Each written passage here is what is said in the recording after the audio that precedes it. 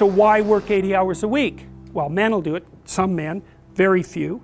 A handful of hyper-competitive men who are obsessed with hitting the pinnacle of the given dominance hierarchy they're in will happily work 80 hours a week, and they'll forego everything else. Relationships, family, children, way in the second category. And so those men are often very difficult to live with too, because they're so obsessed with their career. It's hard to have a relationship with them. And maybe they don't have much of a relationship with their kids, but they're damn good at what they do, and part of that is they're smart and disciplined, and they'll work non-stop all the time.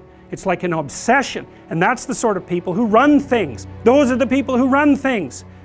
Well, they're often also disagreeable too, because you want to manage people? Really? They're not going to like you.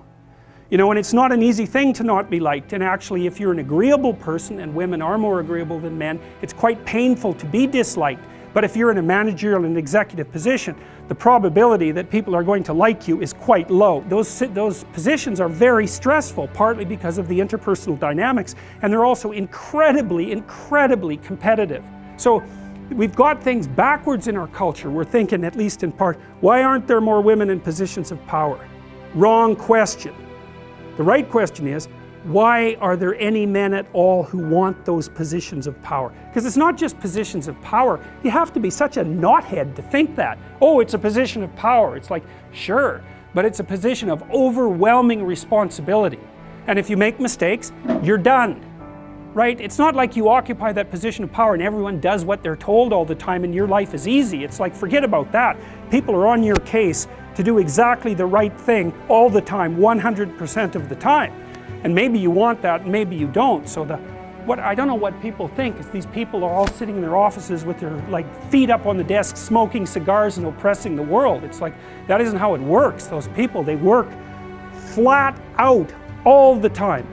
So, and it's fine if that's what you want, and some people are like that. They're hyper-industrious people, right? From a trait perspective, no matter where you put them. If you put them in a forest with an axe, they just wander around chopping down trees non-stop, right? Because it's built into them.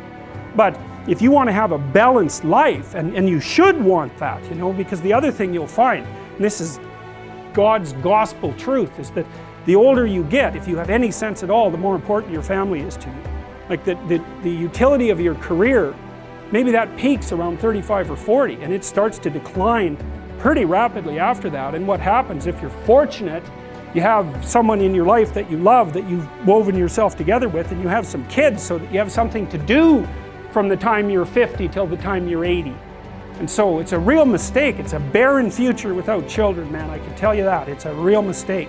And so we do a terrible job of say, putting that image forward and saying, well, yeah, now, you know, because women have access to the birth control pill now and can compete in the same domains as men, roughly speaking, there is a real practical problem here.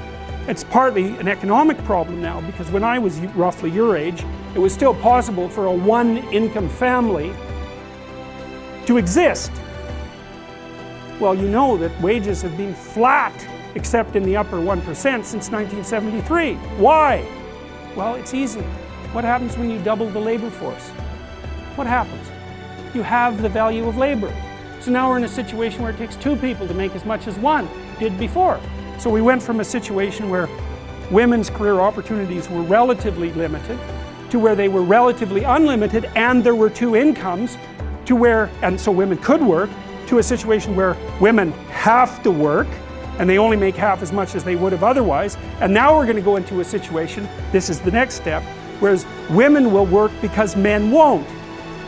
And that's what's coming now. So there was an economist article showing that 50% now of boys in school are having trouble with their basic subjects.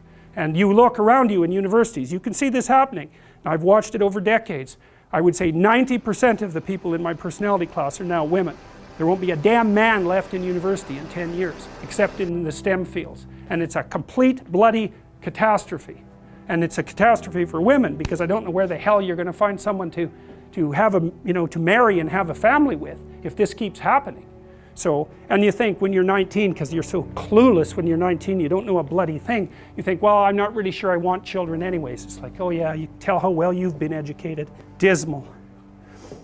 Without fail, I got to tell you, without fail, I've watched women go through their professional careers, many, many of them. It's a very rare woman who at the age of 30 doesn't consider having a child her primary desire.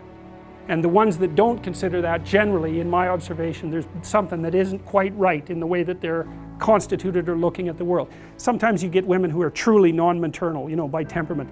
They have a masculine temperament, disagreeable, they're not particularly compassionate, they're not maternal, they're not that interested in kids. Fair enough, man, but there aren't that many of them, and there's plenty who will not admit to themselves that that's what they most desperately want.